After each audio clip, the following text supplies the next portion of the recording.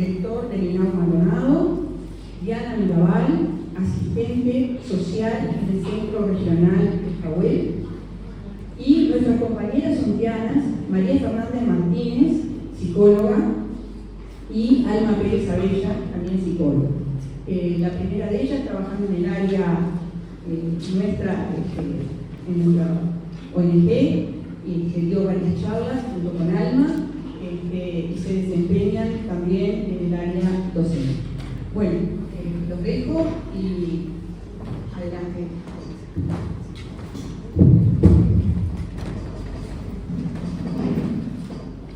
Bueno, buenas noches. Muchas gracias, Mariana. Realmente agradezco al Grupo Sonta el haber estado convocado para moderar esta mesa, repitiendo la mesa anterior. No sabemos si es porque no hay otro, porque estuvo bastante bien, pero bueno, acá estamos de vuelta moderando esta mesa. Es un gusto estar esta noche, primero por la temática, porque realmente es muy importante. Segundo, bueno, porque el panel realmente, los profesionales, es muy importante, algunos con los cuales hemos trabajado en algunos proyectos en conjunto, así que realmente es un gusto. Como decía Mariana, es la tercera jornada que venimos realizando y en preparación del encuentro que se va a hacer el 3 de octubre en el Museo Real, a lo cual después llegarán las invitaciones específicamente con el detalle de los horarios, los participantes y todo eso. Yo decía, estaba pensando algunas cosas con respecto para empezar el panel y busqué algo que plantea la OMS sobre el tema de salud mental. Y la OMS siempre desde el año 46, cuando hizo la definición de la OMS de salud, que cambió el hablar de la salud no solo como ausencia de enfermedad, sino como el estado de bienestar. Después se cuestiona por el tema del estado es una cosa muy rígida, es una cosa mucho más dinámica, pero sí la palabra bienestar, ¿no? Entonces vamos a hablar de salud mental como el bienestar que permite a las personas enfrentar momentos de estrés en la vida, desarrollar habilidades, aprender y trabajar adecuadamente, contribuir a la mejora de su comunidad, formar parte fundamental de su salud y el bienestar que sustenta las distintas realidades individuales y colectivas para la toma de decisiones y establecer relaciones adecuadas que forman el mundo en que vivimos. Por lo tanto, no es solamente no tener alteraciones de salud mental, sino también poder tener un vínculo adecuado, poder desarrollar nuestras habilidades y capacidades que todos tenemos, y fundamentalmente tener una actitud positiva hacia la vida. Indudablemente que para desarrollar estas habilidades hay una serie de factores que influyen. Como dice Mariana, podemos alimentar como algo sociosanitario. Hay realidades sociales, económicas, familiares, de género. Y por eso el día de hoy me pareció muy importante que en el llamado a esta reunión estuviera el tema de la familia. Porque me parece un tema muy importante vincular el tema de salud mental con el tema de la familia. Y por eso armamos un panel bastante diverso, con distintas experiencias y distintas formaciones que creo que van a enriquecer. Yo les voy a detallar algunas de las características de los panelistas a medida que van a ir participando cada uno de ellos. La idea es que ellos tengan una presentación, 15-20 minutos. Ahí me faltan los 5 minutos, lo voy a hacer alguna cena, un listo o algo, ¿no? A ver, eso, vamos a hablar para que quedan 5 minutos y se terminan. Y después que termine, la idea es que el que considere hacer una pregunta, una aclaración o un comentario, y para que podamos terminar todos el panel y que no termine el panel, como pasa a veces deshilachado, que la gente se empieza a ir porque se alarga y quedamos 4, 5 y eso. Entonces la idea es que podamos estar todos hasta el final, por eso la cuestión de que ayudamos. Primero va Diana Mirabal, que es asistente social, tiene capacitación y experiencia en salud mental, adicciones, violencia, mediación familiar. Se desempeña en el Centro de Tratamiento de Adicciones del Cahuel, en en el Centro de Rehabilitación Psicosocial Dr. Antonio Padre Arce y en el equipo de salud mental del Sanatorio Mautón. En una trayectoria de mucho tiempo trabajando en esta área, así que Diana, te dejamos la palabra para que empieces el panel. Bueno, buenas noches y bueno, es un gusto poder compartir con Acercarlo un poquito ustedes. más. Es un gusto compartir con ustedes, no tanto desde la... A ver.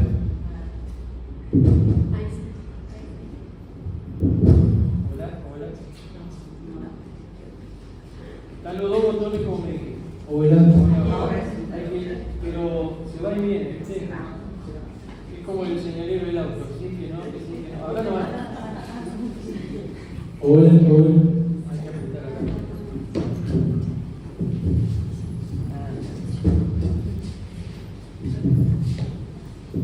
Hola, hola, hola. No lo toques mucho. Es muy sensible. Como la salud mental. Como la salud mental. Muy sensible. Va y viene. Va y viene. Bueno, como les decía, es un placer, si bien por la capacitación, como decía, pero más que nada por la experiencia, que es lo que más nos aporta, ¿no? En el trabajo de todos los días. Y bueno, voy a iniciar capaz que con algo que va a empezar por la mitad o al final de lo que iba a hablar, pero me dio que parar, y es la visión que tocando estos temas que son tan sensibles para todos, sobre todo de la mujer, es la visión más bien esperanzadora.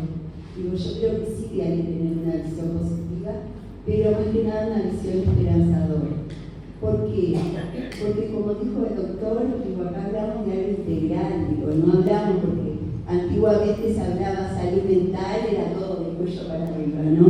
Pero bueno, como decía, nosotros estamos trabajando con personas que les pasan muchas cosas. No solo les pasa un problema de salud mental, no solo les pasa como la persona diabética que tiene una dolencia o cualquier otra persona que le pase una enfermedad orgánica, sino que esto que decíamos del bienestar es poder ejercer todo lo que uno como ser humano tiene derecho.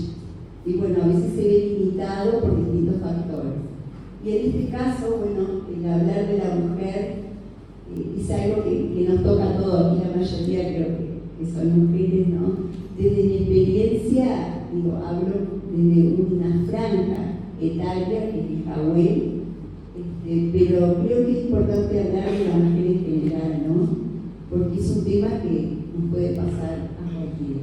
Digo, hay muchas condiciones. Cuando yo hablo de los indicadores, o voy a hablar de los indicadores, no hay que encasillar en un indicador. Hay muchos indicadores en los que la mujer, en este caso con problemas de consumo, puede estar sufriendo.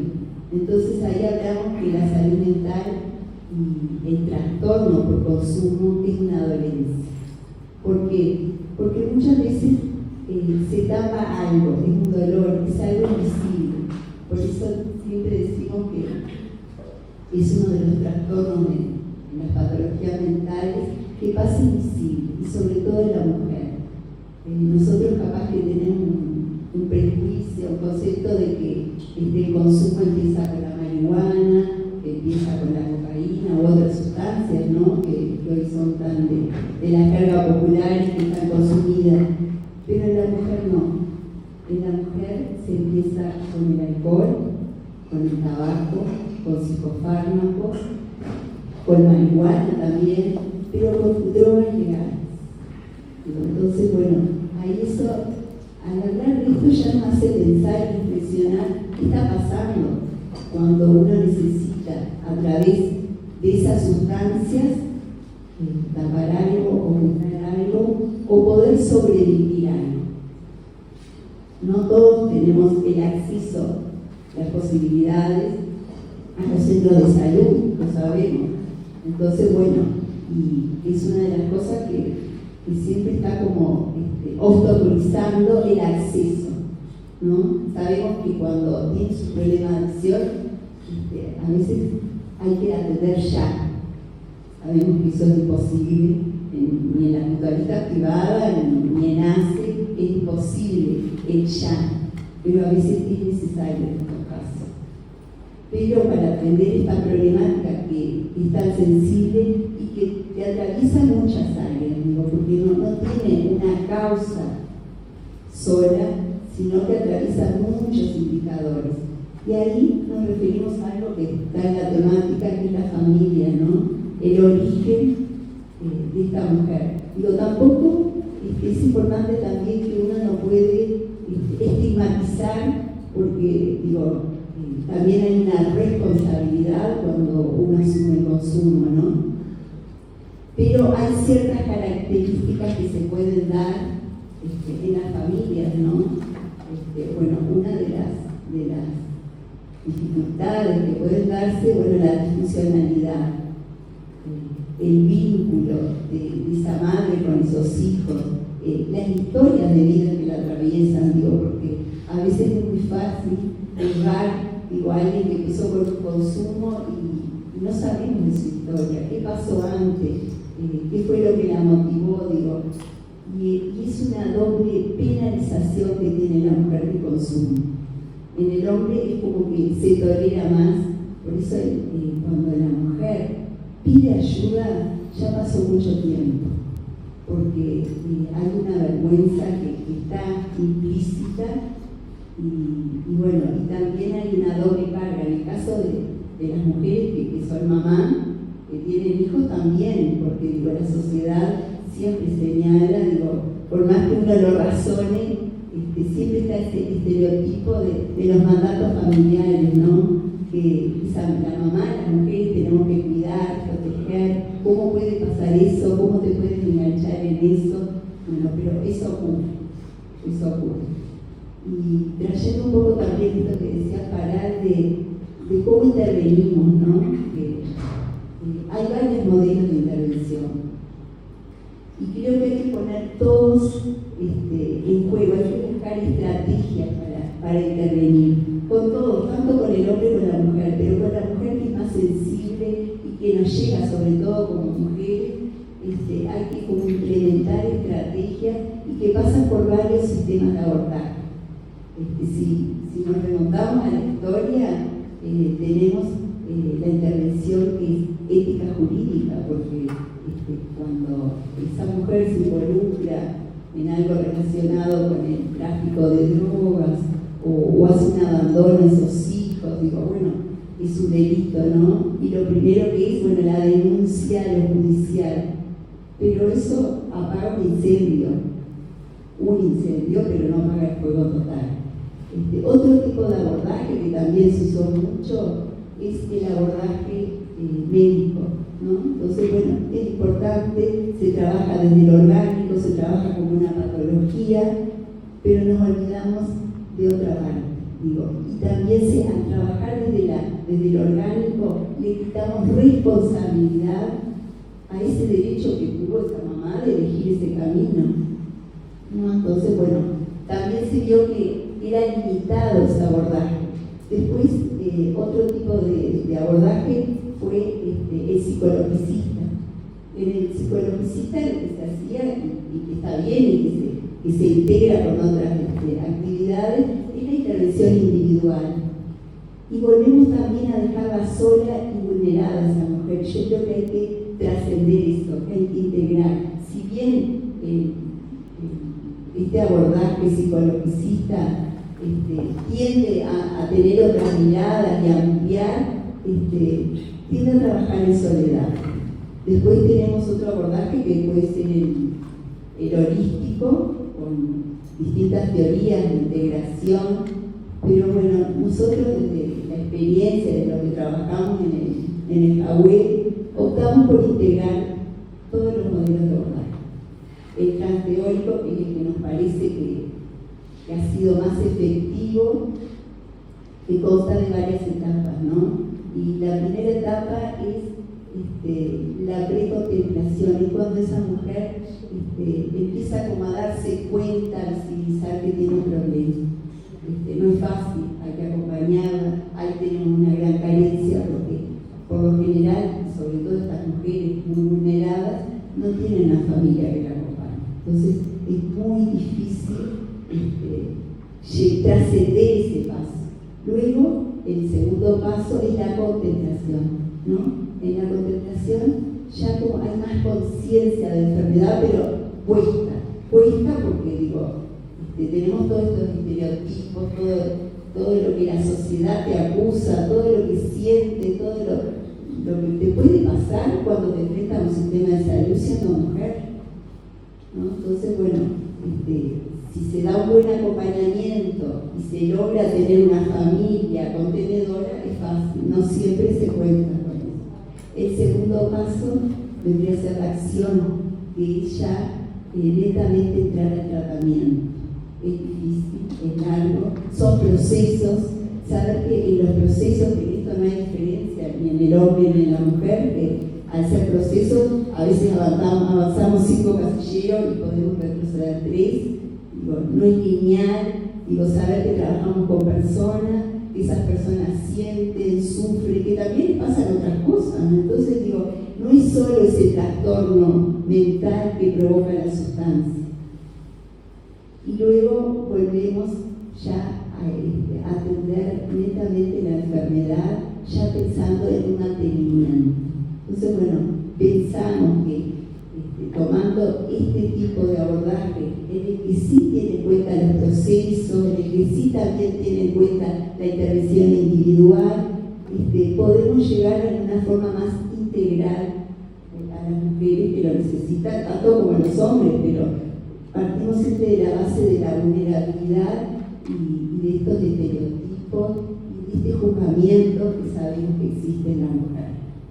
Bueno, me voy a referir porque no sé el tiempo, un poquito al Jawel.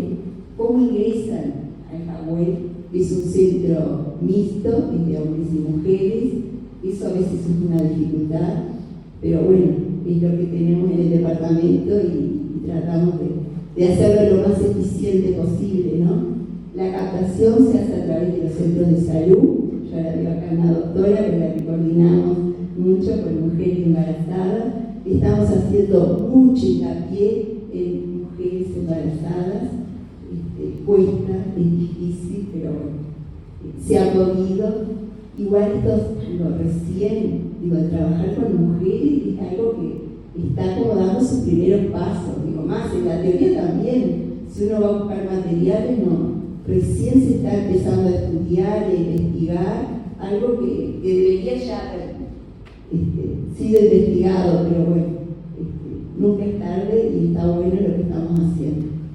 Bueno, así que con las mujeres embarazadas trabajamos a través de la captación que se hace en el hospital, con las pediatras tratantes, y por lo general intentamos que en los últimos meses o cuando piden ayuda de poderlas internar.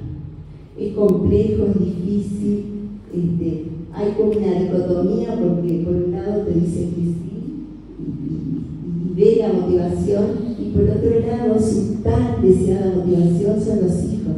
Y esos hijos también a veces juegan en contra porque tenerlos que dejar, aunque no los estuvieran atendiendo bien, tiene una resonancia en esas personas. Entonces también sabemos que el Estado tiene recursos finitos. Ahora acá tenemos a Rodas que trabaja en ENAO, que también necesitaríamos más espacio para estos niños que fueran cuidados, pero bueno, son los recursos que hay, ¿no? Pero me acuerdo de lo que dice Mariana, hay que visibilizar todo, que por las dudas pase la información. Bueno, se capta esa mamá con los meses de embarazo, y bueno, y ahí lo que organizamos es un plan integral.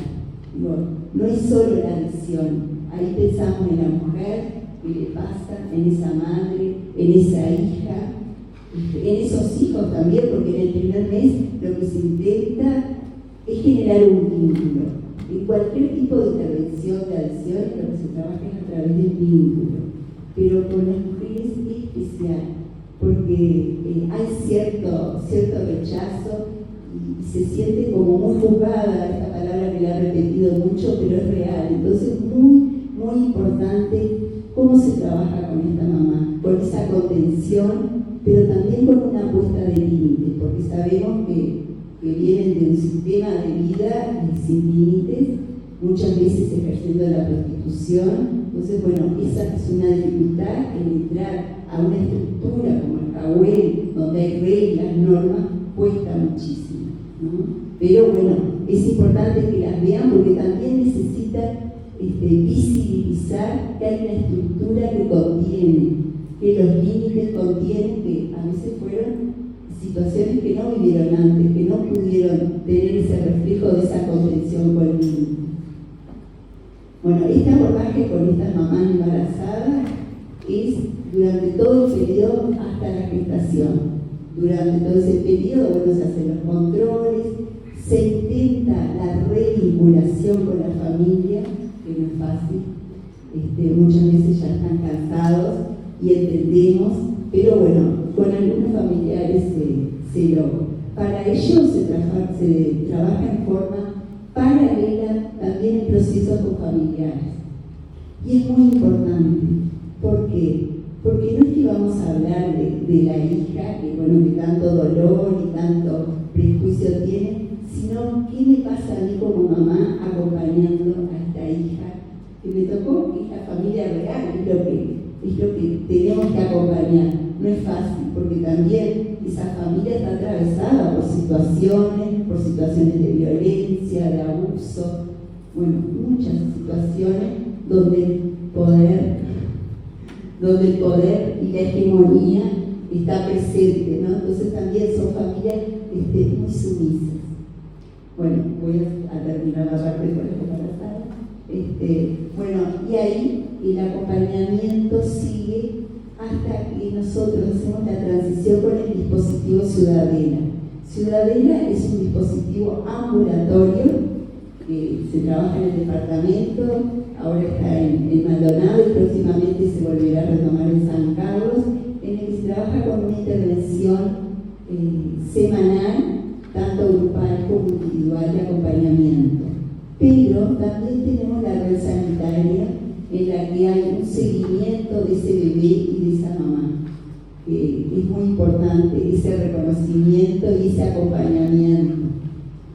Es verdad que no siempre los resultados son buenos, pero hemos tenido algunos logros. También trabajamos con la red, trabajamos con SONCA, trabajamos con el Ministerio de Vivienda, hemos logrado algunos subsidios de alquiler, y también viviendas, que no son muchas, pero bueno, son ejemplos para visibilizar también.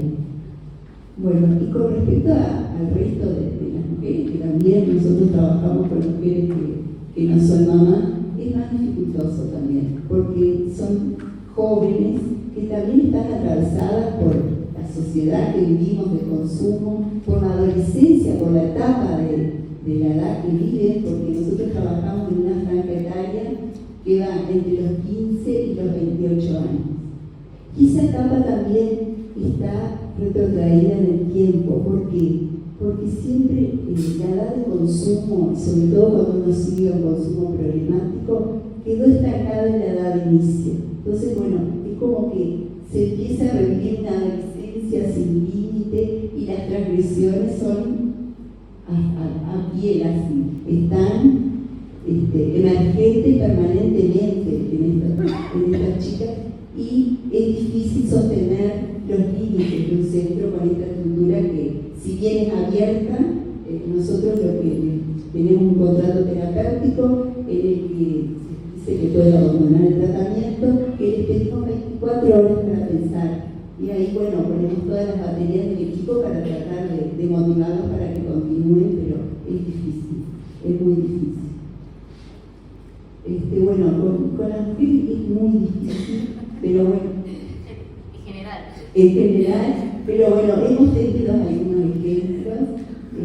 Igual yo pienso que son válidos porque tampoco ha habido un trabajo de muchos años. Hace muy pocos años que trabajamos, y sobre todo con la internación. Con mujeres, porque es difícil convivir con chicos que son sus padres, en generar vínculos sanos, porque ellos muchos vienen de hacer la prostitución. Entonces, cuando ven a alguien dentro del centro y que se ve bien ella y el otro la mira con una mirada de aceptación, eso también genera como una confusión en los sentimientos. Sabemos que este abordaje tiene en cuenta muchísimo lo relacional, qué es lo que le pasa con el otro, con la mirada del otro. Hay muchos sentimientos a flor de piel y sabemos que la autoestima está muy por debajo de los niveles que debería estar. Entonces, bueno, esa mirada del otro confunde y bueno, y ahí es donde tenemos las dificultades y los obstáculos para sostener las reglas, porque una de las reglas que tenemos en el centro es que no se permiten las relaciones sexuales. ¿Y por qué? Porque ya no está en el tratamiento. El nivel de conciencia, de atención de ellos es muy bajo por toda la evolución que han tenido el consumo. Entonces, bueno, ya jugar a este otro rol de querer agradar a otro, de estar, confunde, y bueno, una de las reglas que son los objetivos del tratamiento para cuidar el tratamiento y para que tenga mejores resultados. Y bueno, ¿cómo redondeo el minuto?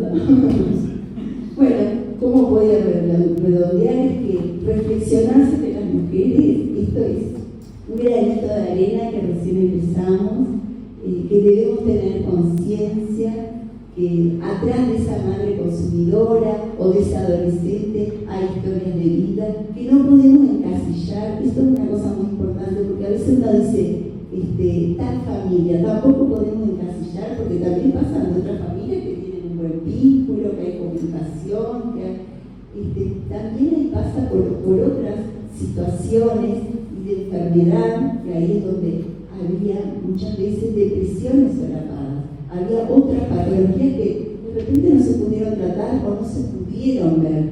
Sabemos todos que la receta de madre no existe para nadie. Y si cuando nosotros empezamos a estudiar y a generar ese vínculo con esa mujer, empezamos a ver en su historia de vida que había situaciones que no estaban, que eran complejas y que capaz que ameritaban una atención. Bueno, eso ya está y ahora no podemos ir para atrás. La idea es esto, de tener esta visión esperanzadora, de que trabajar en conjunto, abrirnos a un trabajo en red. Esto de trabajar con los centros de salud es muy importante, porque se integra todo, y con la sociedad. Yo creo que también amerita un involucramiento y una mirada como más permisiva, más colaborativa. Creo que la necesitamos todos para dar la visión esperanzadora que necesita, y sobre todo los trastornos de adicciones que no son fáciles de transitar, que son procesos que llevan mucho tiempo, y eso hay que tenerlo en cuenta, que no son lineales. Entonces, bueno, ese acompañamiento creo que lo tiene que hacer la familia, un amigo, el profesional, todos los que podamos acercarnos, y creo que, bueno, esta es una forma de visibilizar esa ayuda. Así que, bueno, muchas gracias, y traté de resumir, no sé si, claro, pero traté de aportar todo lo que pude.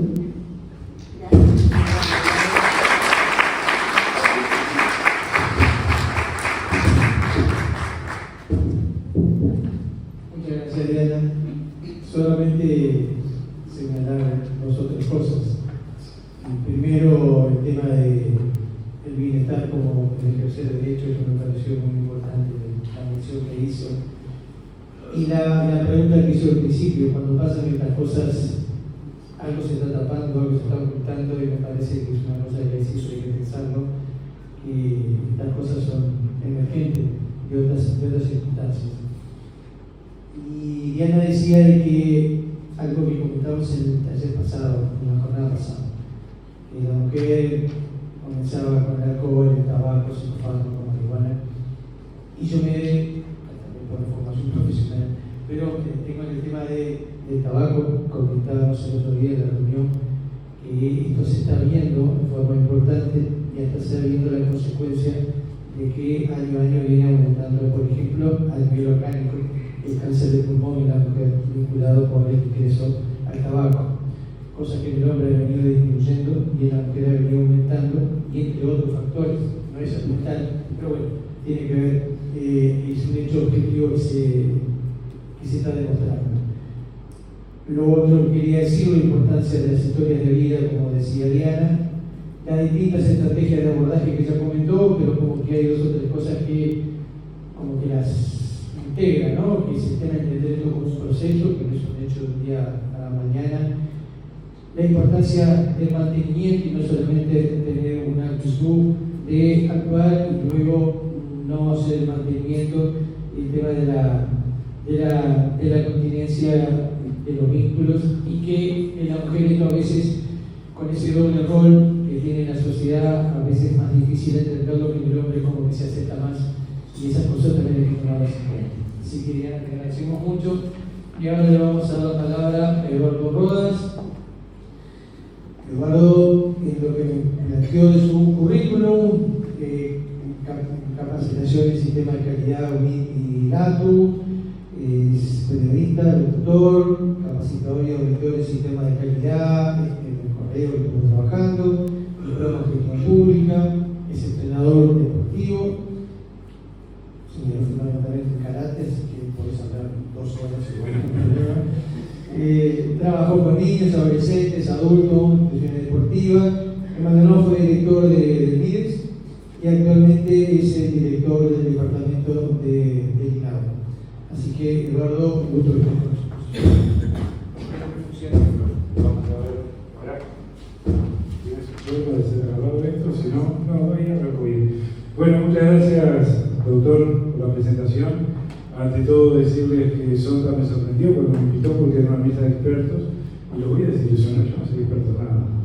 Pero en los últimos 20 años, en el departamento de Maldonado, he trabajado en políticas sociales, estando al frente del Ministerio de Desarrollo Social, y ahora desde hace un año y algo más de 3 meses en INAU, y eso, si bien no me convirtió en experto, me hizo conocer bastante de la realidad de nuestro departamento y de buena parte del país por el trabajo realizado.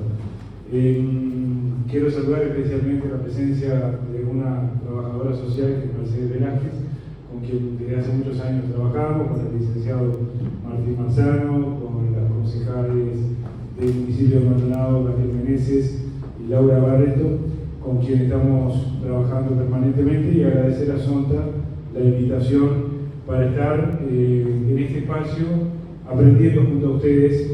Y quiero compartir esa experiencia de trabajo, como les decía, durante todos estos años. Haber estado al frente del Ministerio de Desarrollo Social me permitió conocer la realidad de las mujeres víctimas de violencia de género, de mujeres en situación de calle, mujeres en conflicto con la ley, mujeres desesperadas, madres de hijos, consumidores que se encuentran en situación de calle. Casi diría que conocer el mundo que muchas veces, por estar tan ocupados, no lo vemos, y que tenemos como una tendencia a naturalizar. Muchas veces todos nosotros pasamos y vemos a alguien metido de cabeza dentro de un contenedor o durmiendo en situación de calle y seguimos de largo, porque es algo que tristemente se está naturalizando. Decía el doctor Farag que, a propósito de lo que la Organización Mundial de la Salud habla de la salud, que no es la ausencia de enfermedad nada más. Y ahí hay, creo que, un componente, cuando se habla de bienestar, un componente subjetivo, que es como yo me siento, como nos sentimos cada uno de nosotros, nos puede hacer sentir mejor o peor. En esta conferencia sobre salud mental, mujer y familia, yo me preguntaba, y me lo sigo preguntando, ¿de qué mujer estamos hablando? Porque no es lo mismo ser una mujer que se educó en un colegio privado contraelente que ser una mujer que de niña fue abusada, por ejemplo. No es lo mismo estar con una pareja que es agresiva que estar con una que no lo es. Cuando hablamos de familia, también me pregunto de qué familia estamos hablando. Porque aquel dibujito que hacíamos de mamá, papá, la nena, nene y el perrito y la abuela, no es lo más común en nuestra sociedad. Creo que esa hoy día es la menos común de las familias. Y cuando hablamos de salud mental, y hacía mención Diana a su trabajo en el Cahuel, que Diana también incluso fuimos compañeros de trabajo en el MIDES durante un buen tiempo, con el tema de las adicciones, presente no es alentador y el futuro me preocupa. Cuando nosotros vemos los informativos diariamente, empezamos también a naturalizar muchas palabras como sicariato, ajuste de cuenta, guerras de narcos. Y si hay tanta guerra de narcos, ajuste de cuentas, porque hay mucho consumo. Y ese consumo no es del cuidacoche, que a veces nos da la impresión que es un gran consumidor en la esquina. Ese consumidor es a todo nivel y eso transversaliza a toda la sociedad. No es solamente de la gente de más escasos recursos y de los que están en situación de calle. Y cuando hablaba recién el doctor del consumo, también me hizo pensar que años atrás, cuando tuve, igual que ahora, el honor de coordinar la Junta Departamental de Drogas, un estudio que habíamos hecho nos indicaba que el consumo de alcohol entre los jóvenes comenzaba promedialmente entre los 12 y 13 años. Y para nuestra sorpresa, no empieza en la placita de la esquina, empieza dentro del hogar. Y creo que ahí tenemos que mirarnos todos.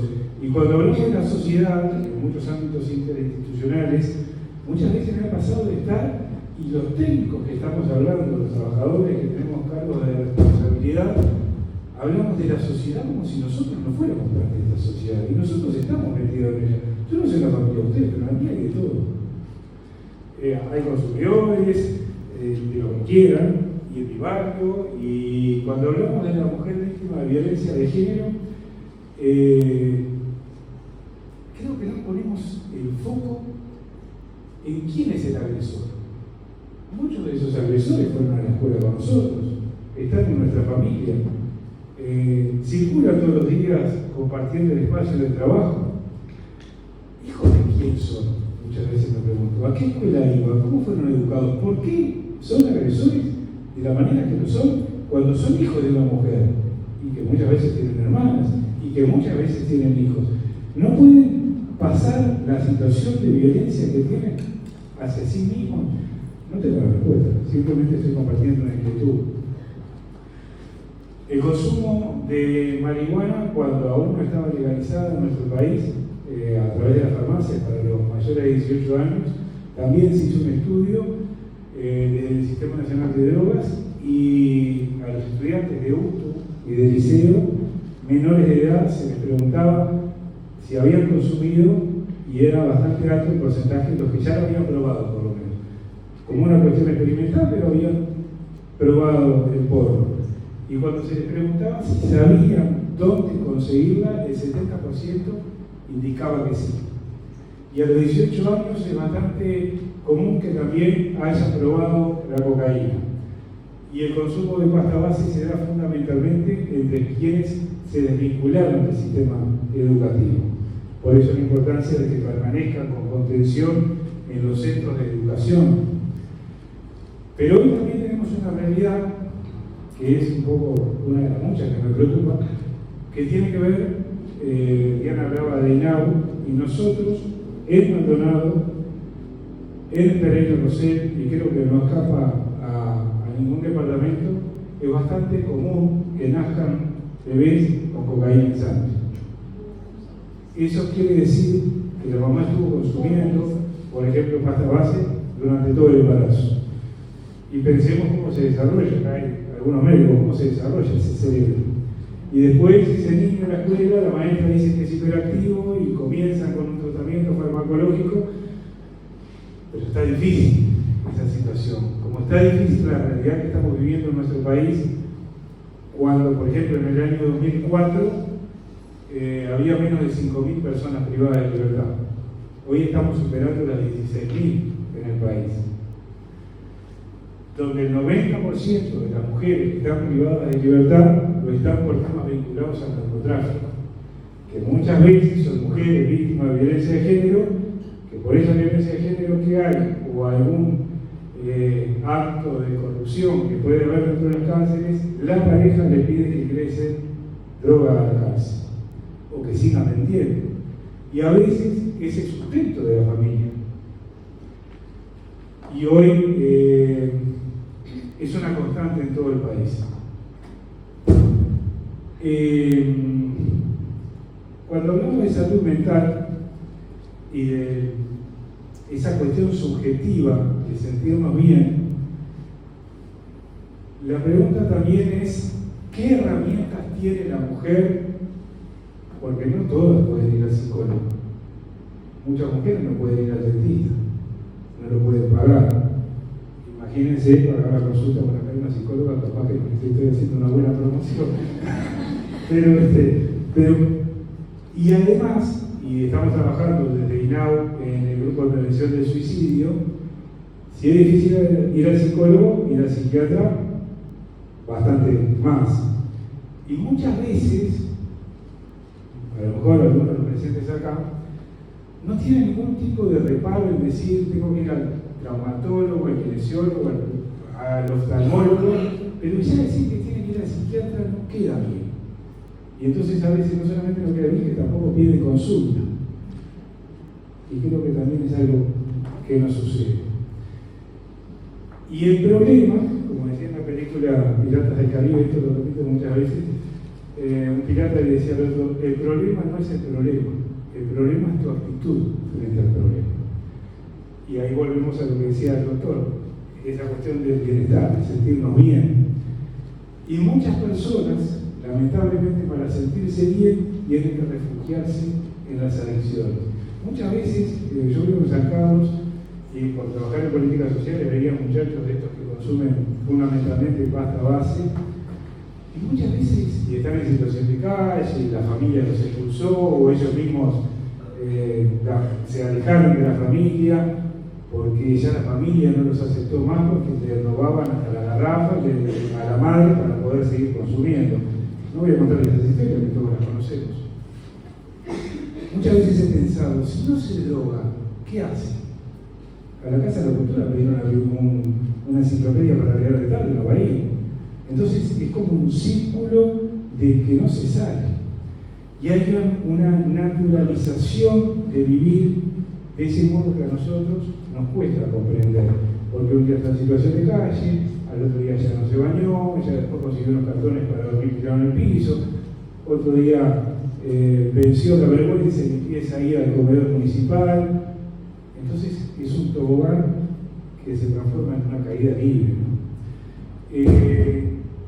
Capaz que si te dan una pálida bárbara, como que esto no tiene opción de que mejore, pero esa es la realidad que estamos viviendo.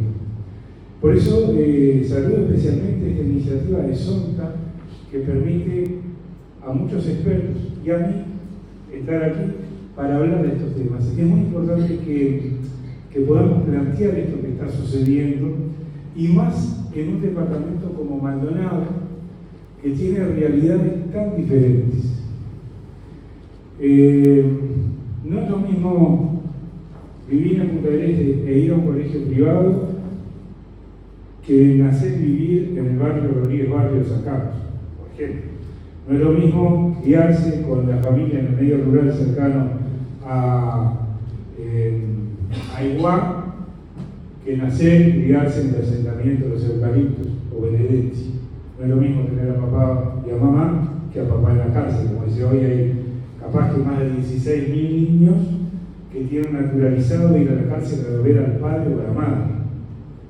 Entonces, hablarles de cárcel a esos gurises no los afecta tanto, porque se acostumbraron a ir a ver al padre, a la madre o al hermano mayor. No quiero tirar pálidas, no quiero desalentar. El presente que tenemos es bien complicado, pero bueno, tenemos que hacer. Y parafraseando al presidente que dijo educación, yo diría educación, pero en serio, trabajar, como lo venimos tratando de hacer desde INAU,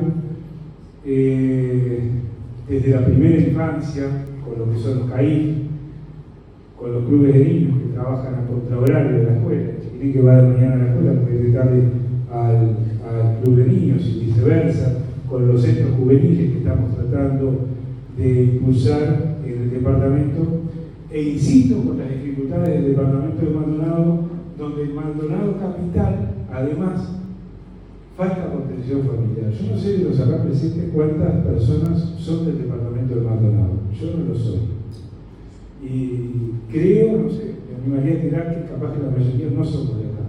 Y eso sucede, y eso que sucede sucede también tiene sus consecuencias. En Maldonado faltan abuelos, faltan tíos. La gente que migra es gente joven. El joven viene con hijos o los va a tener. Y los abuelos o los tíos que cuentan con tensión, esos gurises, se quedaron en Minas, en 33, en Artigas. Y eso también tiene sus consecuencias. No sé cómo voy a decir, pero esto era más o menos lo que les quería decir. Me parece muy importante, insisto, este encuentro para que podamos intercambiar, contar las distintas realidades que vivimos. Y quiero finalizar con un resumen de un cuento de Eduardo Galeano, que decía que había una señora internada en un hospital que siempre que pasaba el enfermero, ella le pedía que le tomara el pulso, cuando iba, cuando venía, de tarde, de mañana. Y el enfermero se extrañó porque usted siente arriba, taquicardia, se siente mal, agitada, ¿por qué me pide eso? Y ella le dijo, porque no tengo a nadie que me tome la mano. Y yo creo que todos podemos tomarle la mano a alguien. Buscar la comunicación es fundamental. Tratar de dar una mano a esa mujer, a ese joven que puede estar viviendo situaciones de violencia, situaciones de adicción. Hace pocos días tuvimos la triste noticia en Maldonado de una estudiante del liceo que fue víctima de un homicidio por un exnovio. Entonces me he preguntado de qué manera ese tema, que fue noticia en los informativos durante 2 días, leyeron en los informativos, lo trabajaron las familias. Hablaron los padres y las madres con sus hijos, con sus hijas, de esa situación que se vivió. Cuando en el movimiento sindical muere un obrero de la construcción, al otro día hay un paro. Si a la maestra la agreden, al otro día hay un paro. Pero el movimiento sindical, en la academia, en nuestras casas, ¿se habló realmente de esta situación tan triste que vivimos? ¿Pudimos transmitirle la preocupación a las hijas y a los hijos? No sé cuántos lo hicieron, no sé cuántos lo hicimos. Simplemente quiero agradecer esta oportunidad que me dieron de expresar estas cosas que he visto en el departamento de Maldonado, algunas reflexiones y compartir algunos datos con ustedes. Muchas gracias.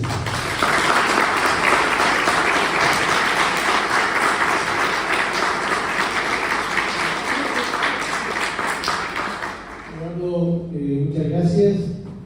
Rescato algunas cosas. La importancia de lo que tú decías al principio, ¿no? Todas las personas somos diferentes. Cuando hablamos de mujer y familia, todas las mujeres, todas las familias son diferentes y las estructuras familiares también son diferentes y eso hay que tomarlo en cuenta.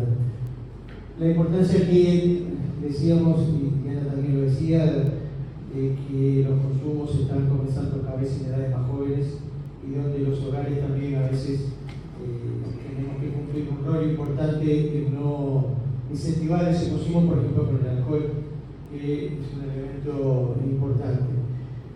Y lo otro, que esa situación de caída libre, como decía, como la canción de la trampa, pero como esa espiral diabólica que una vez dijo un director de la OMS, ¿no? De familias que reproducen sus propias costumbres y la necesidad de poder intervenir en esa espiral, ¿no? Entonces, yo hablaba de que eran pálidas, pero la importancia de la comunicación, de la continencia familiar, de la continencia de los centros educativos, de este tipo de espacios, que me parece que son los que hacen la diferencia para poder actuar en esa espiral y no simplemente mirarla y dejarla pasar de lado. Así que, me encantó el inicio de Diana cuando dijo la edición de Carmen Sinfera, me parece importante, y el tema de la continencia y la comunicación que tú decías.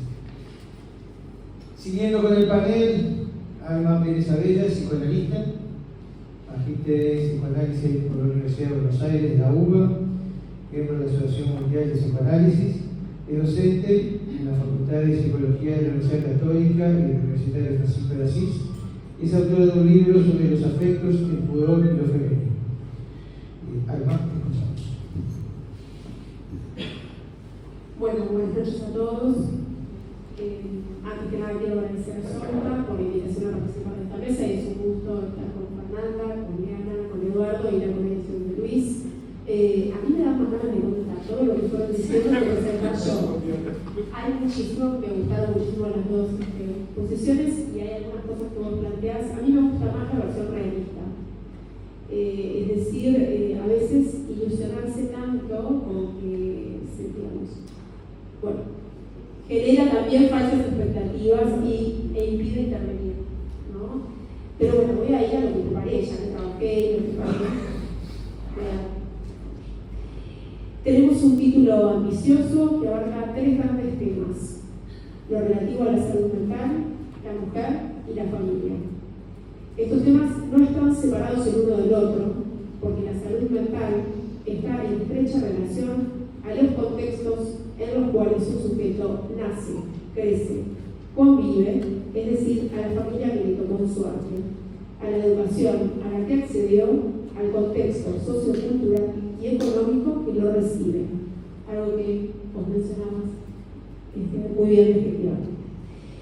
Me propuse intentar no repetir cuestiones que a veces son muy ideales y hacer el ejercicio de poner en cuestión algunas ideas que circulan en el imaginario popular, interrogarnos sobre lo que se dice y además sobre lo que se exige.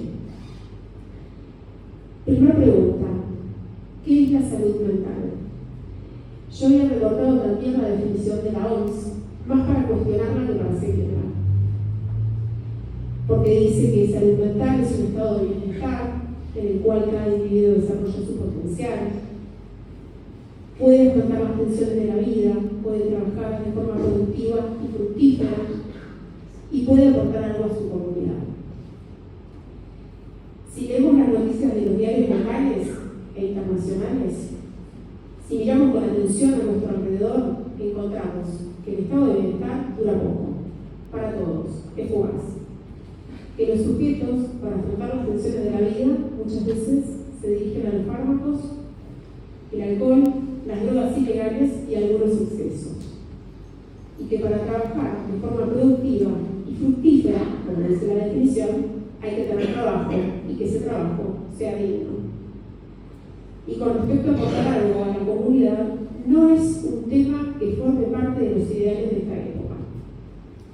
Lo que habitualmente se llama servicio social no es tema de la mesa familiar de los domingos, ni de la agenda de las instituciones educativas, que en general, claro, hay excepciones. Muy pocos colegios diría que llevan un trabajo de servicio social sostenido y federalizado.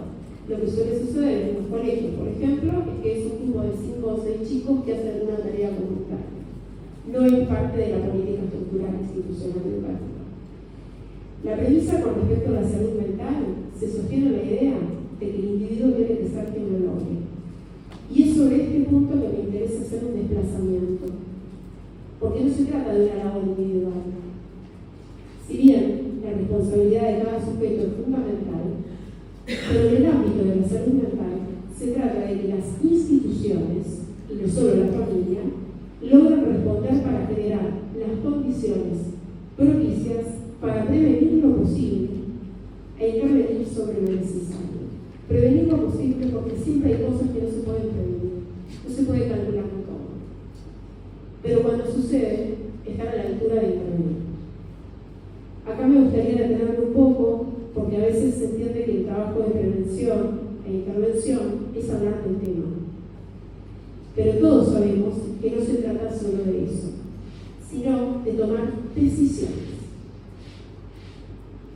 Voy a poner una situación de mi clínica, algo que me pasó en la clínica. En una ocasión me consulta el equipo psicopedagógico de un colegio para decidir cómo intervenir con un chico de 10 años que luego de volver de las vacaciones de invierno no quería ingresar al colegio. El modo en que estaba ingresando era por imposición, forzada, lo cual generaba un estado de malestar para todos, para el niño, para integrantes del equipo y los compañeros del colegio, que les presenciaban una escena ilógica.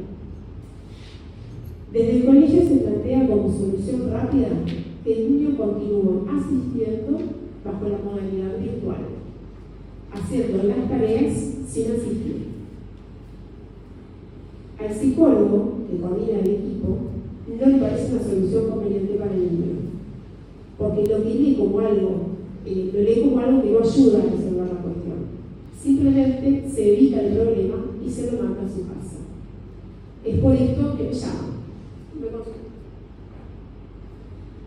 En el encuentro con él, luego de indagar los recursos psíquicos de ese niño, leer que se trataba de un síntoma dirigido a su madre y a su padre, de ubicar de que luego de que ingresaba cumplía con las tareas, se le daba todo el horario y se integraba perfecto con sus compañeros, le sugiere al coordinador una estrategia de ingreso diferente. Desde el colegio habilitan que se pruebe con esta estrategia, lo cual hay que celebrar a nivel institucional. Es decir, la directora le dijo claramente: prueba con esa estrategia, tenés 10 días, si no, pasa a virtualidad plena. A la semana el niño estaba ingresando sobre el colegio, sin llorar y sin ninguna clase de malestar. ¿Cuántos actores intervinieron para que este niño, uno de 500 alumnos que tiene esa escuela, se las arregle mejor con su angustia y pueda sostener su participación en un ámbito social y educativo esencial? El equipo profesional del colegio, la directora, que puso todo lo que estaba a su alcance, la maestra, que participó colaborando con él en el aula, los padres. El padre vive a un día de viaje y fue a las entrevistas como se le pidió. Los compañeros, a quienes se les pidieron que no le pregunten al chico por qué ingresaba más tarde y colaboraron en no hablar del tema. El niño, que se dio a la situación y que les habla a quien consulta. ¿Por qué menciono esto? Para que se pueda ver que la intervención implica mucho trabajo, probar estrategias y el armado de una red. De lo contrario, lo que se intenta resulta ineficaz en ocasiones, llevando a consecuencias que como sociedad lamentamos. Y además nos hace sentir bastante impotentes. Segunda pregunta: ¿cómo definir qué es una familia? Cuando un niño o adolescente tiene síntomas que le imposibilitan o comportamientos que atentan contra sí mismo o contra los otros, la pregunta que rápidamente aparece es: ¿qué pasa con su familia? ¿Dónde está la madre? ¿Dónde está el padre?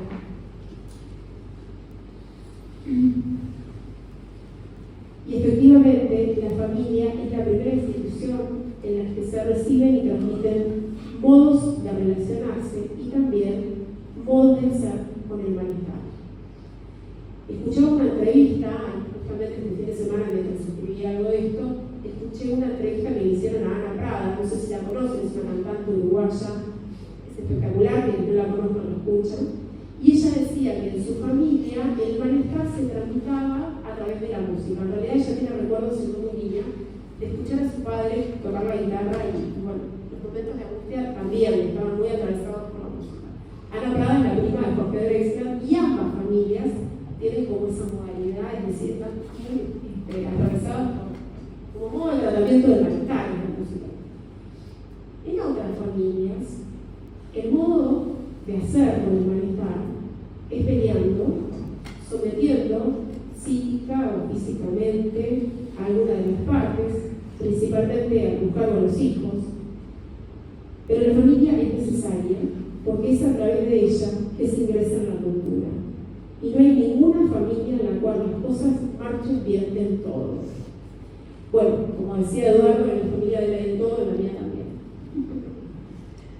En ninguna marchan las cosas bien del todo. Alguien dijo que la familia es como un campo minado. Todo está bien y puede pasar mucho tiempo sin que nada explote. Pero eso no quiere decir que las minas no estén. Están, y un día alguien pisa en el lugar equivocado y algo estalla. O alguno de los integrantes fallece, y a la par de su entierro se levanta la alfombra debajo de la cual había secretos guardados. Ese algo que estalla no es algo nuevo, es algo que estaba ahí, silencioso y silenciado. Tercera pregunta. ¿Qué puede decir el psicoanálisis sobre la violencia familiar? Lo primero que tenemos para decir los psicoanalistas es que la función materna y paterna siempre es fallida. Siempre hay algo que sale mal. Por suerte. Porque también eso transmite modos de relacionarse. En el peor de los casos, y por suerte en el menos frecuente, falla la transmisión e incorporación de las dos leyes que están en la base de una comunidad: el no matar y la prohibición del incesto. Cuando este límite está ausente, nos encontramos en los puntos más graves de violencia, que ya no incumbe solo el ámbito familiar, sino que pasa a ser un asunto social en donde intervienen instituciones judiciales, hospitalarias, etc. Para finalizar, y lejos de todo ideal moralizante, ¿cómo leemos en psicoanálisis el concepto de violencia? Partimos de la base de que en todo sujeto hay tendencias agresivas, que no se domestican, que tampoco desaparecen y que con suerte las moderamos un poco. Desde este punto de vista, solo resta su tratamiento. Cada época y cada familia genera modos y estrategias para amortiguar esa agresividad. Primero, al interior del núcleo familiar, y ese modo que se transmite al interior de una familia es el modo también con el cual el sujeto va a salir a lo social.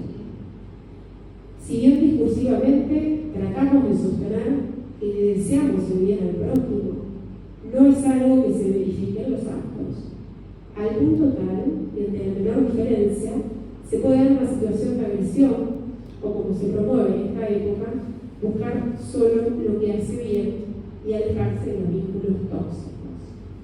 Esto no es más que otro modo solapado del ejercicio de la violencia y la segregación. Finalmente, quien esté libre de una dosis de agresividad, que tire la primera piedra.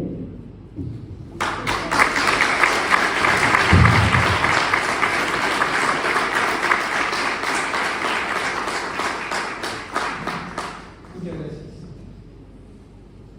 Y me parece importante señalar, recalcar la importancia del contexto, la familia, la educación, lo socioeconómico que se está dando entre los tres panelistas. La importancia de un trabajo sostenido y no solamente de intervención puntual, la estrategia de prevención y de intervención que lleva tiempo y que involucra a muchas personas, como el caso que tú dijiste, y personas con distintos perfiles y distintos roles, y que todos somos diferentes, como decía Eduardo, y por tanto el trabajo tiene que ser personalizado y no estandarizado.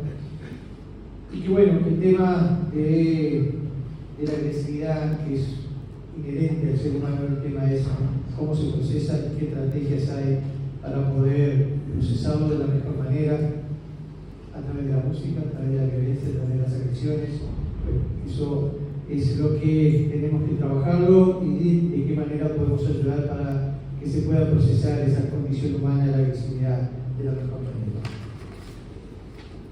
El último panelista que nos va a presentar es Fernanda Martínez, psicoanalista también, docente universitaria del Universitario Francisco de Asís, psicóloga clínica en la red de atención primaria de Ase Maldonado, en la Policlínica Mejía y Elisa, y también en la atención y consultorio particular. Bueno, para cerrar,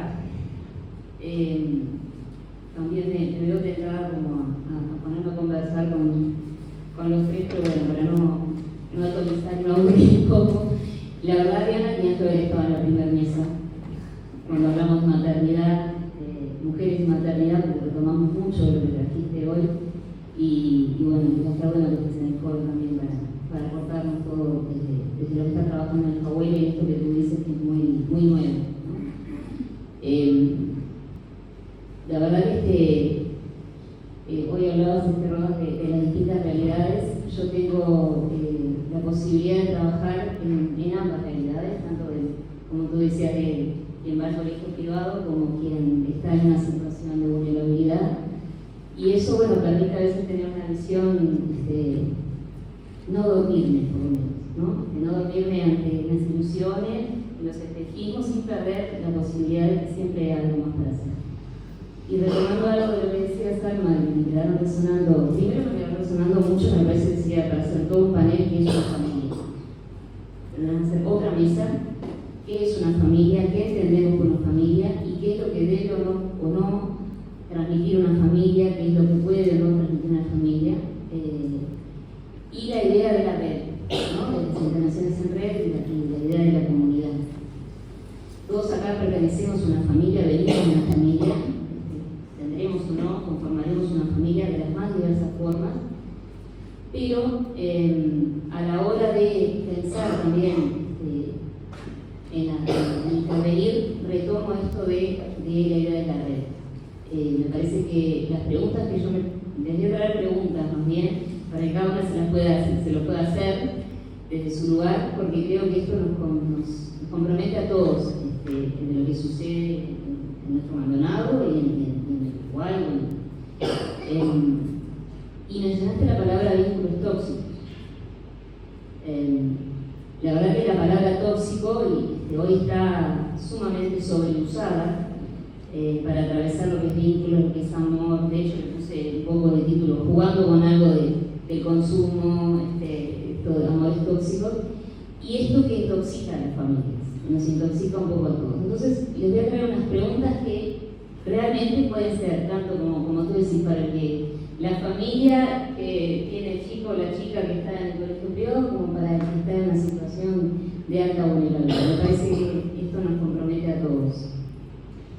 Bueno, que nos preguntemos realmente si todos nosotros, estamos criando y educando niños, niñas y adolescentes para un buen amor propio y hacia los otros. Niños, niñas y adolescentes que puedan tener respeto y respeto hacia los demás, que toleren la diferencia y las frustraciones, que sean autónomos. Pero pregúntenselo de verdad, si realmente estamos criando generaciones en estos últimos años así. Que sean autónomos, que se esfuercen por obtener lo que quieren, que puedan ser responsables de sus actos, que toleren que no pueden tener todo, ni ser todo lo que quieren, y que asuman en ellos mismos aquello que tanto rechazan y agreden en los demás. ¿O estamos ante nuevas generaciones de hijos huérfanos de padres vivos, de padres que no transmiten estos rasgos? Y cuando digo padres, madres, todos los adultos que rodean a niños, niñas y adolescentes, que no transmiten estos rasgos, que muchas veces son adultos infantiles o que no están presentes ni limitando los excesos ni transmitiendo un buen amor, que están más preocupados por acceder a tener objetos atrás de resultados, de ideales de eterna felicidad, de rendimiento o de cuerpos perfectos. Vivimos una época donde se empuja a una compulsión a tener, a acceder a los últimos objetos, el último iPhone, el último champion, lo que sea, todos. Bajo la idea de que todo es posible, donde no hay límites. Aceptar que no todo se puede tener, ni ser, que hay límites y que siempre faltará algo, es un índice de madurez, de haber dejado atrás la omnipotencia infantil. Sin embargo, lo que más se observa son adultos que como padres o referentes les resulta difícil maniobrar con el propio malestar, que niegan e intentan tapar con objetos y que se sienten impotentes ante el malestar de sus hijos, hijas, y eso creo que incluye a gran parte de los educadores hoy que tienen una sensación de impotencia permanente, que no saben qué hacer ni cómo intervenir o cómo maniobrar con tanto malestar que se está depositando en los centros educativos. Toda vez que un niño, niña o adolescente presenta algún nivel de malestar o de problemas, requiere siempre la intervención de los adultos, las familias y las instituciones. Por eso me gustaba lo de la red, porque no puede la familia sola, no puede la escuela sola, no puede la salud sola, no puede el sistema educativo solo, el sistema judicial solo. Realmente no toda familia va a fallar, sino que toda institución va a fallar. Que las familias y las instituciones, donde ellos habitan buena parte de su vida. Eso implica no dejarlos solos, responsabilizarnos de ellos, para que ellos puedan responsabilizarse de ellos mismos y sus actos. El consumo de objetos, drogas, fármacos y hasta personas cosificadas, de ahí viene lo de los vínculos tóxicos, es una característica de la época. Otra vía posible es la de transmitir la importancia de la responsabilidad sobre los propios actos, aceptar que hay límites, que todo no se puede tener ni ser, y que siempre se puede decir que no. Siempre se puede decir que no, y no consentir a los excesos, tanto de consumo, de violencia o de lo que puede implicar eso que intoxica la vida. Parecerá una obviedad lo que voy a decir, pero eso no se transmite solo con palabras y sermones, se transmite con ejemplos. ¿Estamos los adultos transmitiendo a las nuevas generaciones buenas maneras de amar, de amarse y de arreglárselas con el malestar y las frustraciones? El rol de los adultos que rodean a todos los niños, niñas y adolescentes no es solo un asunto de palabras.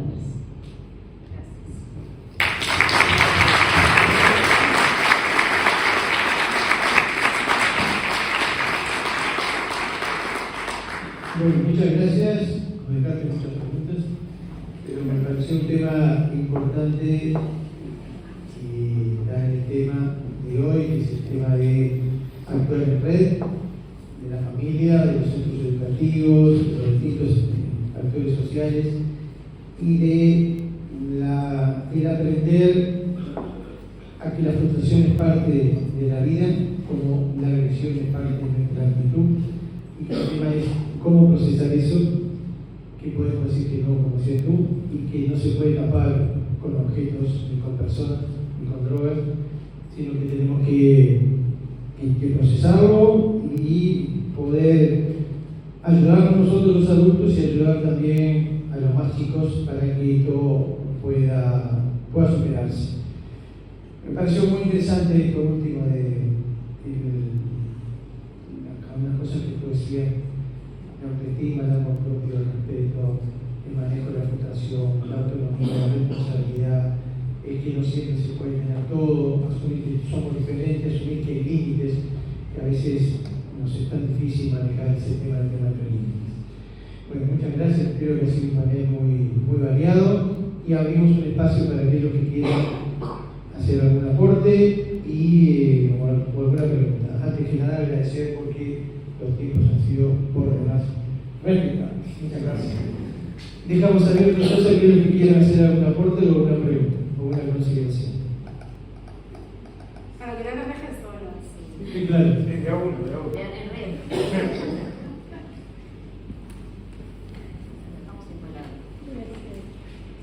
Joanny, adelante.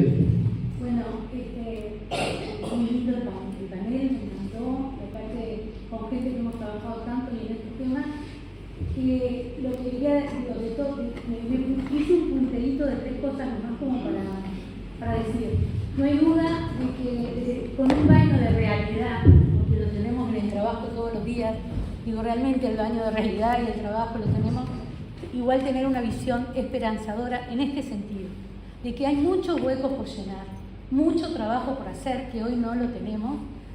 Con Diana hemos trabajado años y es un placer ver, porque sí, creo que lo que podemos hacer, todo lo que ya estamos diciendo y de lo que estamos tratando de hacer con estas reuniones, es cambiar la mirada de estas personas que muchas veces vemos como alguien que está en la calle tirado, consumiendo, el que está ahí.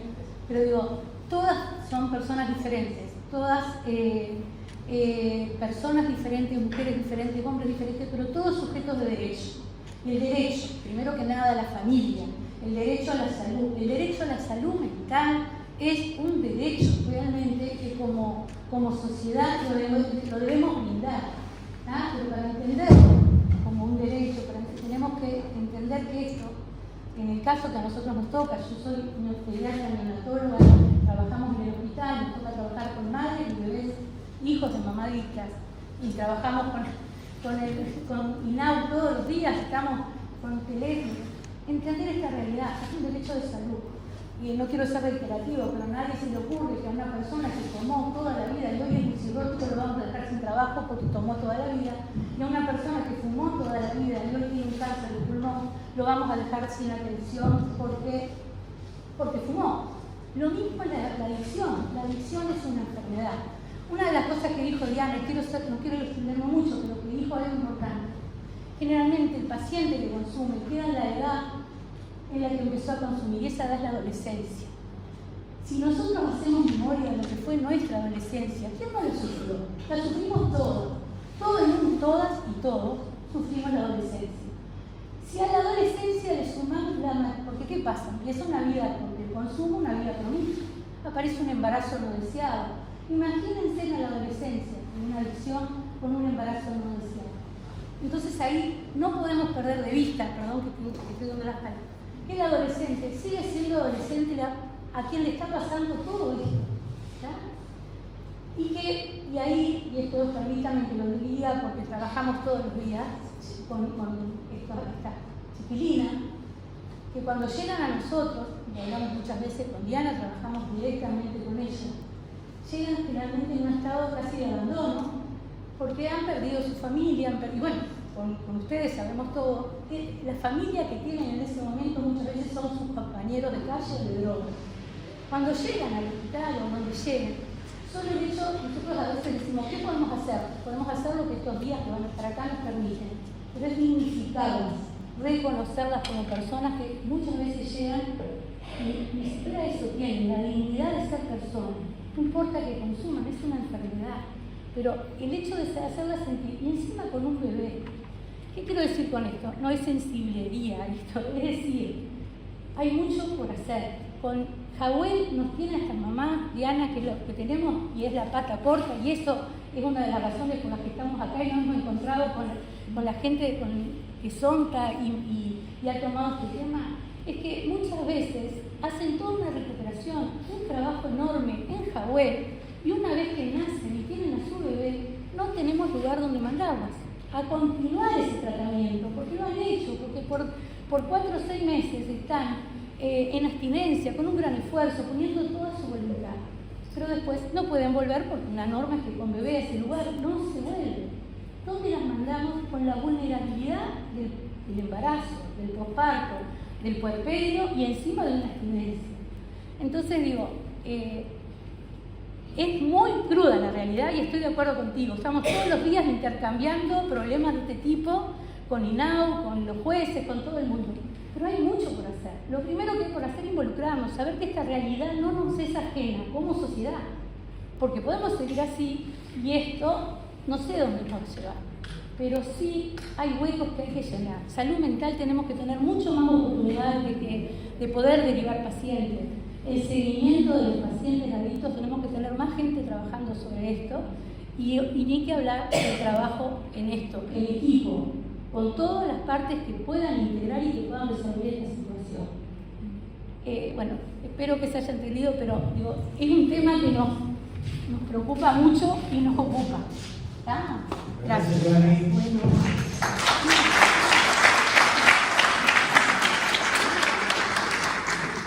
Otro comentario, otra intervención.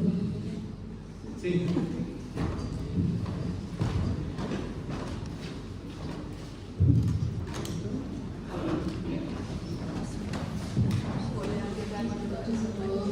Bueno, mi nombre es Shirley Gold, soy psicóloga, neuropsicóloga especializada en neuropsicoeducación y en funciones ejecutivas.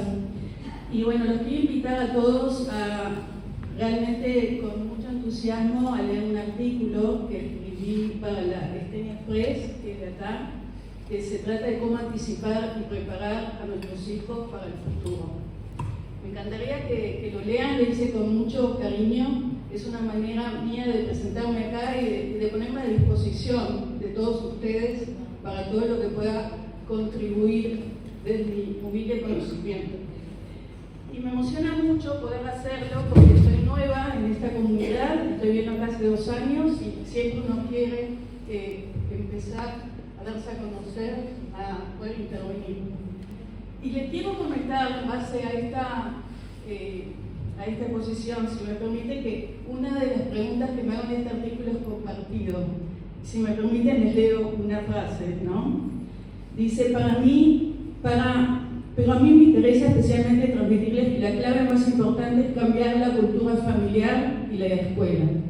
Es ir a un nivel más profundo, una preocupación central que motiva mi proyecto como profesional, que es hacerles notar que al final una buena educación, una buena escuela, debe tener un retrato de cómo quiere que sean sus hijos, su familia, su comunidad en el futuro, de cómo quiero que sean los adultos que dejaron esa escuela una vez y que hoy afrontan el desafío de la vida adulta y de elegir los destinos de las próximas generaciones. Y esa reflexión profunda también es muy importante porque no es suficiente generar experiencias, metodologías, recursos, tecnología para entrenar determinadas competencias. En este artículo hablo de competencias para la vida. Estoy hablando de educar la personalidad, el carácter, de sacar de nuestras escuelas ciudadanos valiosos. Y esa reflexión profunda también es muy importante porque, como les decía, no es suficiente generar solamente experiencias de mindfulness, de yoga, ¿no?, de meditación. Tiene que ser un sistema holístico. Mi consejo para padres y escuelas con respecto a la formación de sus docentes, es que se encuentren obras suficientes reales para que los educadores se formen y se preparen para entrenar habilidades para los que no nos han preparado en las universidades, en nuestras formaciones iniciales, últimamente en las familias. Por otra parte, cuando uno plantea que padres y escuelas apuesten por estas competencias, se deben construir y fomentar un abordaje holístico. No van a ser suficientes hacer programas, como les dije, de educación solamente, por ejemplo, emocional. Los invito a girar el foco, entonces, estimulando el aprendizaje. Hoy se sabe que el cerebro de nosotros lo podemos modular. Los padres son los primeros guías de esta estructura cerebral. Las experiencias y cada palabras nos modulan desde los primeros días. Los primeros 10 años son muy importantes. Los siguientes también, hasta los 25 se forma nuestro cerebro. Y nosotros tenemos que saber todos y formar a estos padres por enseñarles cómo hacemos, cómo generamos estos sistemas de comprensión de lo que nosotros somos, cómo estamos constituidos, de cómo formamos esas competencias emocionales, pero no solamente gestionar y autorregular la emoción, es cómo produzco buenas emociones en mí mismo, cómo genero eso en los demás, cómo genero tener unas buenas interrelaciones personales que van a ser esenciales para todos los proyectos de vida. Vemos generaciones en el futuro que van a trabajar solo en equipo, solo por proyectos, ya no va a estar normalizado el ámbito individual, ¿no? Los grandes proyectos son colectivos, la humanidad se ha ampliado y nuestra inteligencia tiene que ser formada desde muy pequeños de esa manera. Yo tengo un modelo basado por toda una didáctica de toda esta metodología que toca también, no nada más el objetivo, obviamente también el componente conductual, porque todos juntos forman el carácter y los hábitos.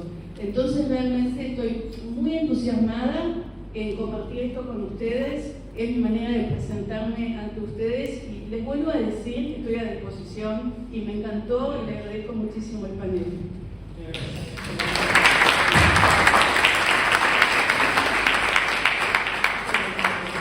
Bueno, ¿alguien más para cerrar?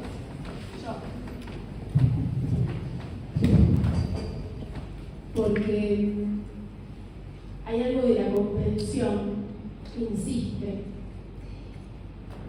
que no es que no lo comparta, sino que no es verificable. Si nosotros funcionáramos por comprensión, no tendríamos la cantidad de radares que tenemos en la ruta.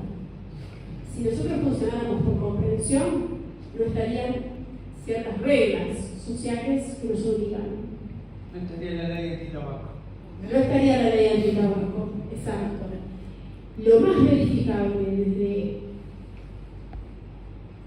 viejos tiempos hasta ahora, por más que se insista con la comprensión, es que nosotros, por más que el otro nos haga entender que algo a veces nos hace mal, nos dirigimos a eso.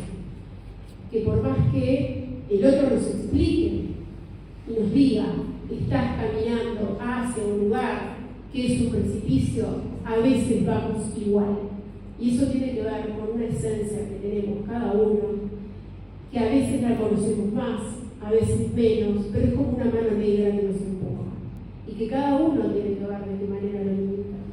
Y a veces el límite es por la vía del amor.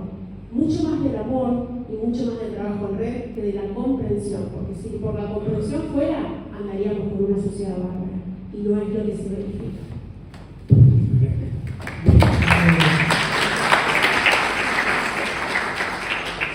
Dos comentarios para cerrar. Uno, la importancia de que para trabajar sobre este tema es muy importante hablar sobre este tema. Y bueno, los que no somos de acá, como vos decías, ¿verdad? Pero que hace tiempo que no está acá, es importante que una organización como la Liga Punta del Este trabaje estos temas. No es lo habitual que la Liga Punta del Este trabaje estos temas. Son cosas que están cambiando. Y eso me parece muy importante. Que hoy casi 50 personas con el frío que hace nos juntemos acá para escuchar y hablar sobre este tema. ¿Cómo? Bueno, bien. Uno cuenta rápido ideas, pero puede ser eso. Quiere decir que algo está cambiando, que nos interesa y que hay oportunidades que se generan para que estos temas se conversen. Y eso me parece muy importante. Y lo último, resumiendo un poco algunas cosas que yo decía, la importancia de trabajar en red, de no aislarnos, de no pensar que solo podemos solucionar los problemas y que hay distintos recursos que son necesarios para poder abordar estas cosas y que indudablemente el país necesita muchos recursos para abordar estos temas. Porque lo que hemos trabajado en forma directa con estos problemas de centros asistenciales, sabemos las limitaciones que hay. Sabemos los límites que hay, las normas que hay por falta de recursos y bueno, bienvenido si hay aumento de recursos para estas cosas y me parece que son muy importantes. Pero lo mejor es empezar a hablar y empezar a conversar y no ponernos tabú en estos temas. Así que yo agradezco a Sonta este trabajo y como marketing el 3 de octubre nos esperamos en el Museo de la Ley.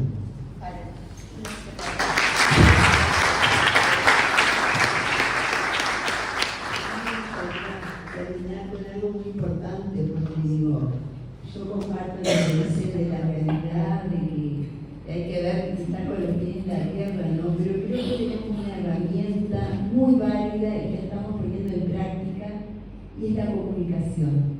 Y justamente relacionado con este tema, la acción, y lo no dicho, bueno, acá estamos dando un ejemplo de que nos podemos comunicar, que estamos ampliando esto, entonces bueno, lo que está en mano estamos, yo siempre rescato, así como rescata ella el amor, digo, junto con la comunicación podemos seguir.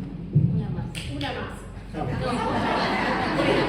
La mía muy breve, algo de lo que no sabemos, pero que es fundamental, teniendo en cuenta algo que nos situamos con respecto a que en Maldonado está la particularidad de que vienen familias de todos los lugares y las familias son muy chicas. La idea de la amistad es fundamental. Cuando se dice que a veces un amigo es como un hermano, y acá no se nombra la palabra amistad, y que lo que se nombra con los adictos es que sienten que su familia es el grupo de amigos. Entonces me parece que empezar a rescatar algo de eso, que no se nombra mucho y que es tan esencial, porque todos necesitamos determinadas redes, que es lo que contiene que son como una familia. Después que siga, güey.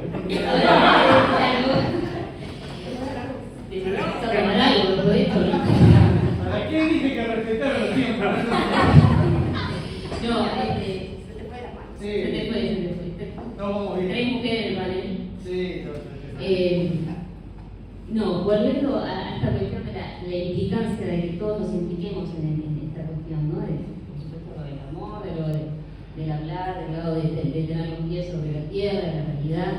Las situaciones que más se visibilizan son las más vulnerables, ¿no? Donde faltan esos recursos, donde hay situaciones, bueno, de la situación de calle, pero a mí a veces me preocupan muchísimo las que no son más visibles, que son las de los niveles socioeconómicos altos. Y que realmente a veces están realmente mucho más solos. O sea, hay todas las carencias todo el nivel socioeconómico, la vulnerabilidad social, las dificultades de acceso a la salud o a la educación, todo eso es visible. De hecho, lo vemos, hasta lamentablemente hasta lo naturalizamos, y las otras realidades. Por eso me parece tan significativo que la ley de Punta del Este está hablando de estos temas, porque son familias en las que acceden a todo, ¿sí? Pero, ¿qué hacen con el malestar? ¿Qué hacen con esos muros que nos habita a todos? Bueno, eso me parece que es algo de lo que realmente también tenemos que empezar a hablar, porque es verdad, las situaciones más vulnerables son las más urgentes, ¿no? Pero nos estamos olvidando de un sector muy grande, de muchos jóvenes, de muchas mujeres, que son muy invisibilizadas porque están tan tapadas por lo económico, que no las podemos ver. Mercedes, todo tuyo. Te veo desde acá, desesperada, te veo. Perdón. Sí, quería agregar algo y ahora me pasa el teléfono. Que tiene que ver con lo que decíamos de la comunicación. Los japoneses dicen, tiene un proverbio que es interesante que dice que una alegría compartida se hace doble alegría y una pena compartida se transforma en media pena. Y de ahí la importancia de la comunicación. Y a propósito de lo que tú muy bien comentabas, hay un médico argentino, el doctor Daniel López Rossetti, suele decir que el cerebro es un órgano social. Nuestro estómago no precisa de otro estómago, nuestro páncreas tampoco precisa de otro páncreas, pero el cerebro sí necesita de otro cerebro para interactuar. Y solamente para finalizar, hacer el comentario de aquella película argentina, El secreto de sus ojos.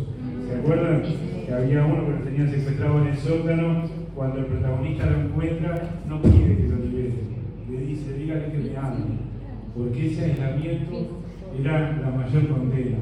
Por eso lo que comentaba hoy de dar una mano y de fomentar la comunicación. Está.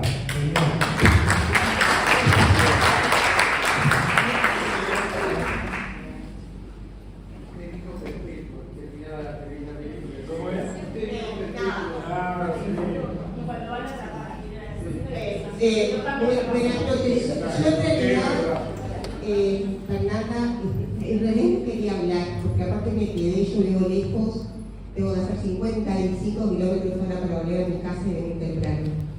Los quiero felicitar, realmente, me parece excelente esto, pero yo me quedé pensando en eso que vos planteaste muy bien, ¿no? Sobre todo después de lo que sucedió.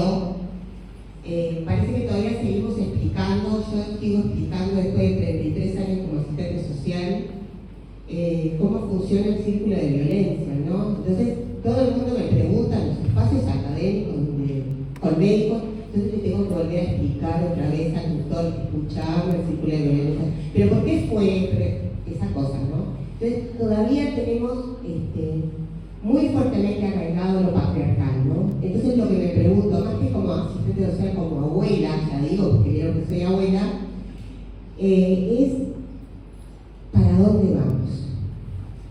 ¿Y qué hacemos? ¿Y qué esperamos si esperamos todo del Estado, en esta cuestión de Estado benefactor, ¿no? Entonces, celebro esto, no sé dónde estás Mariana, allá. Celebro, conozco a Mariana hace mucho tiempo, a Cecilia, que trabajamos juntas. Celebro este momento y espero que sea mucho más y auguro lo mejor para el 3 de octubre, pero tenemos que empezar a analizar todo, porque a mí me preocupó un poco de que se asocie la mujer vulnerable y pobre con adicción y violencia. Cuidado si entramos ahí, porque no salimos más. El tema de mujer, familia, adicción, salud mental, gente, están todas las clases sociales. Y muchas veces en las clases altas, no toques, pero el padre cuando llegó cansado de trabajar, lo primero que hace es servirse un whisky, ¿está? Y comparto que no solamente lo que decimos, sino lo que hacemos. Hacer lo que uno dice, decir lo que uno hace. Los felicito. Auguro lo mejor para el 3 de octubre.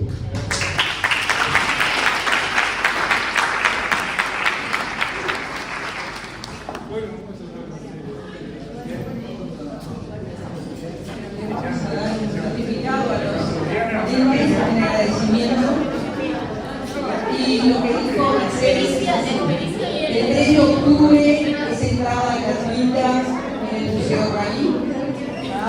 Y nos esperamos porque el año viene ponentes de muchos recursos.